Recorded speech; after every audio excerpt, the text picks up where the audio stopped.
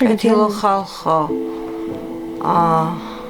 თხოვნით მოგმართავთ. ჩვენ ვართ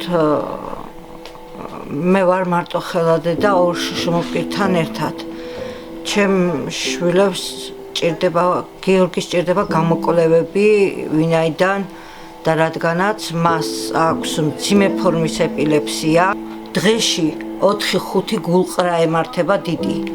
რის ნიადაგზეც თითო გულყრაზე ტვინი კვდება. არ მინდა რომ სავალალოდ დასრულდეს ჩემი მდგომარეობა. მეც ეპილეპტიკი ვარ და ასევე მაქვს დიაბეტი, ვენები.